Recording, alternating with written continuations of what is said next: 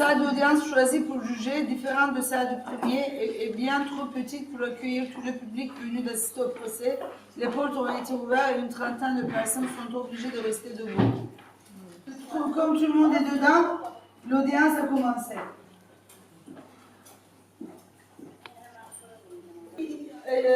Kendi hikayemizi yaratıyoruz, kendi tarihimizi yaratıyoruz. Birbirinden çok farklı mücadele alanları, birbirinden çok farklı söylemleri olan insanlar bu dava etrafında birleştiler.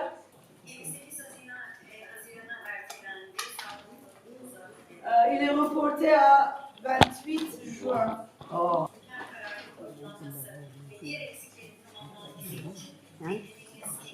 Ils ont décidé d'attendre jusqu'à la France s'exprime et voilà.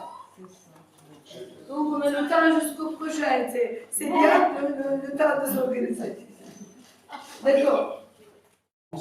Et que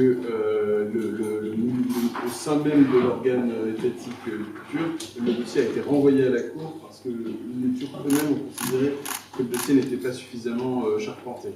Donc le tribunal a renvoyé un dossier sur lequel pour le moment on ne sait rien. On n'a rien reçu aujourd'hui en France, mais on comprend que la chose suit son cours. C'est la raison pour laquelle l'affaire a été renvoyée aujourd'hui.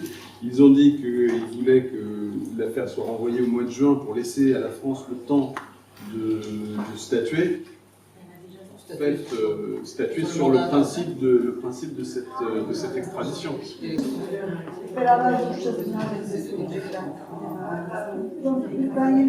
Tu dois monter là? Oui, allez voir. Donc on voit, et ça pour moi, ça ne peut être que la conséquence du fait qu'on a mis sur cette affaire un puissant projecteur. Et le puissant projecteur, c'est vous. C'est vous qui mobilisez, qui bougez un peu la conscience d'une communauté internationale qui du coup manifeste sa position sur une situation comme celle-ci. Ouais. Et donc si tout est fini pour moi, je suis. Est-ce que vous avez des nouvelles? Est-ce qu'il y a des choses? On essaie déjà de comprendre, de noter pour réussir à bosser, communiquer. D'accord. La franco-turque Pinar Selek est à nouveau jugée aujourd'hui par contumace dans le cadre d'un 5e procès. Elle risque toujours la perpétuité pour des faits qui remontent à 1998 et pour lesquels elle a déjà été acquittée 4 fois. À chaque fois, le procureur a fait appel. Cette militante féministe de tous les combats dans la défense des minorités en Turquie est poursuivie par la justice turque depuis 25 ans maintenant et on est justement en ligne avec Pinar Selek. Bonjour, merci d'avoir accepté notre invitation sur France 24. D'abord, excusez-moi, je voulais partager mon état d'esprit. Je suis sidérée de ce qui se passe pour le peuple arménien. Le peuple qui a vécu le génocide et qui a survécu au génocide. Nous savons bien que l'Arménie continue ce qui avait commencé la Turquie. Et ces deux pays sont plusieurs de marre aujourd'hui sur le plan économique, géostratégique, comme nous avons entendu maintenant. Moi, en travaillant sur l'histoire du génocide de 1915, j'avais beaucoup cherché les justes, parce qu'il y avait beaucoup d'écrivains que j'aimais beaucoup, il y avait beaucoup de musiciens que j'aimais beaucoup, et j'avais beaucoup essayé de chercher qu'est-ce qu'ils ont dit, qu'est-ce qu'ils ont fait. Quelquefois, je n'avais rien trouvé. Et aujourd'hui, pour être juste, ça ne concerne pas seulement notre pays, parce qu'on vit dans un monde assez mondialisé. Pour être juste, il faut faire quelque chose. Et il faut dire que ce ne sont pas les valeurs démocratiques qui sont importantes, ce sont des rapports de force. Mais il faut trouver une façon de réunir nos forces tout ensemble. Donc je vais commencer avec ça. Deuxièmement, pour répondre à votre question, moi je n'étais pas arrêtée par l'attentat, ça n'a rien à voir.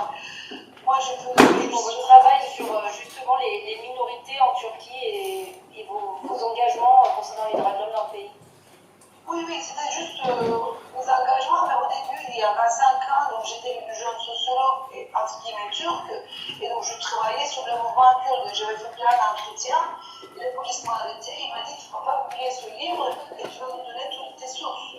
non, X, Y, Z. Donc j'ai résisté, j'ai été torturée gravement.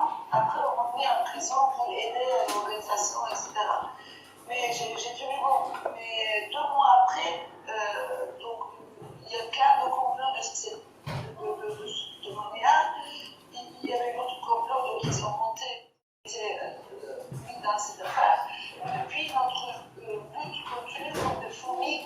Mais par exemple, je peux vous dire que les Arméniens m'inspirent beaucoup parce que quand elles étaient déterritorialisées, elles ont quand même n'ont oublié la lutte de justice et ils ont continué.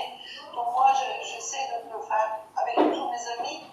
Et donc, et maintenant, on vient d'apprendre qu'ils ont concocté le jugement à 26 juin. Donc, à peu près. 28. Et en demandant, ils ont renvoyé à la France la demande d'extradition. Donc, ils ont envoyé des nouveaux éléments. Il n'y a pas de nouveaux éléments pour convaincre la France. Donc ils ont renouvelé leur demande de notice rouge et le demande d'extradition à la France. Et ils ont donné à peu près 9 mois, je pense, de temps pour que la France m'extrade. Voilà. Et moi, je suis entourée maintenant, je suis en maison d'édition et je donne le message que je persiste et je signe. Je viens de publier un nouveau livre de chaudron turc militaire et je me dis que je ne veux pas arrêter de réfléchir. Tout le monde me dit fais attention, il faut que tu ne parles pas beaucoup, tu ne parles pas sur ce sujet, etc. Je dis non, je vais persister et signer, même si j'ai des menaces très fortes. Donc c'est bien de vivre un peu, mais librement. Par rapport à être juste dans cette période, parce que surtout quand on voit l'exode des Arméniens, ça fait rappeler il y a 100 ans, il y a les mêmes images qui se reproduisent. Oui. Et moi j'ai dit au France 5, tout est très lié. L'Azerbaïdjan c'est le plus grand allié de la Turquie. Et avec Qatar, il devient de plus en plus dangereux pour ce monde. Et c'était le cas en Italie, en Allemagne à l'époque. Il faut vraiment transnationaliser nos engagements et nos intérêts, etc. Voilà. Et je veux aussi remercier ma maison d'édition et toute l'équipe de la maison d'édition de nous accueillir ici et de me permettre de persister à signer. Parce que ce livre, on allait le publier en décembre ou en novembre. Et moi, j'ai demandé de le faire maintenant comme une guise de réponse à l'État turc. Et c'est très important. Donc voilà, c'est bien de sortir. Et après, je vais continuer mais grâce à ma maison d'édition, elles ont fait un travail extraordinaire, très rapide. On a vraiment travaillé la nuit, mais c'était pas comme une maison d'édition. La nuit, on cherche, est-ce qu'on change ça, etc. C'était comme des copines. Et c'était incroyable.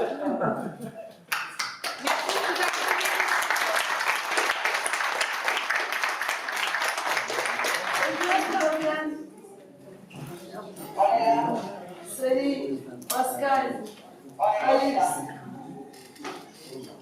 Allez, on attend Istanbul, non?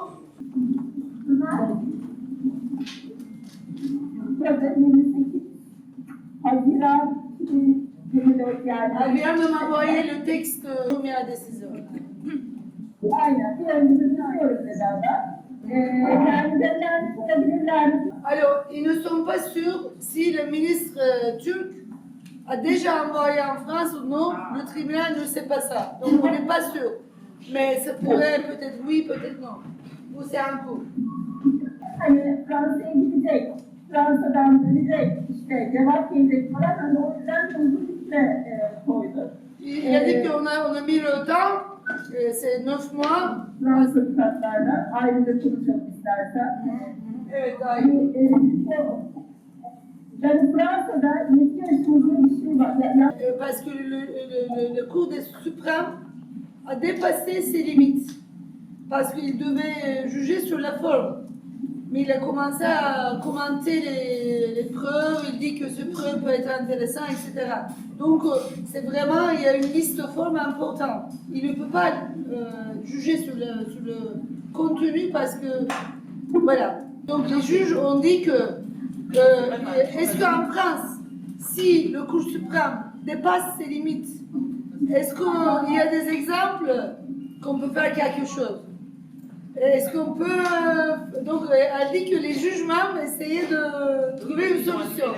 Et après, et les avocats françaises n'ont pas répondu à ça. Elles ont parlé de moi, général, etc. Elle dit que peut-être, c'est pourrait être une piste importante. Est-ce qu'il y a des exemples en France que le tribunal puisse résister quand le Cour suprême ou cassation dépasse ses limites? C'est un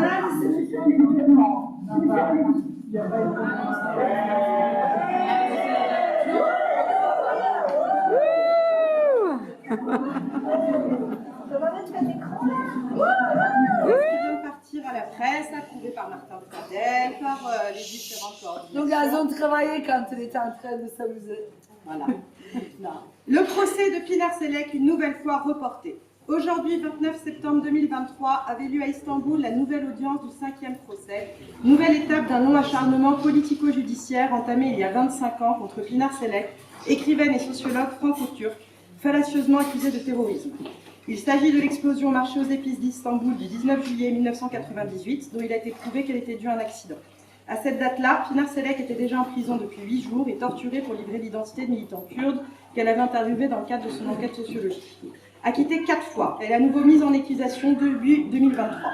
Une première audience de ce 5e procès a eu lieu le 31 mars dernier en Turquie et avait débouché sur un report du procès au prétexte que Pinar Selek devait être présente pour être jugée. C'est sur ce motif que la Cour avait sollicité une demande d'extradition alors qu'un jugement pourrait être prononcé en son absence. En réalité, le dossier d'accusation est vide. Concrètement, que s'est-il passé aujourd'hui ? Réunie une nouvelle fois, la Cour criminelle d'Istanbul a reporté à nouveau l'examen du dossier au 28 juin prochain, face à de nombreux soutiens turcs rejoints comme en mars dernier par une imposante délégation internationale composée d'élus de la République, d'avocats, d'universitaires et chercheurs, d'artistes ainsi que de représentants d'organisations de défense des droits humains, de syndicats et associations professionnelles d'avocats et de l'enseignement supérieur et de la recherche française, ainsi que de militants. Le tribunal s'est refusé à confirmer pour la 5e fois que Pinar Selek est innocente.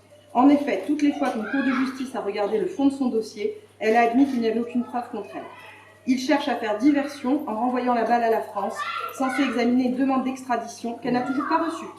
Le ministère de la Justice turc lui-même a renvoyé le dossier à la Cour, jugeant la demande insuffisamment motivée. Dans une conjoncture où la Turquie redemande son adhésion à l'Union européenne, le déni de justice dont elle est victime fait sans doute mauvais genre. Aujourd'hui, la Cour criminelle d'Istanbul s'est donc contentée de déclarer avoir à nouveau transmis la demande d'extradition de Pinar Selek.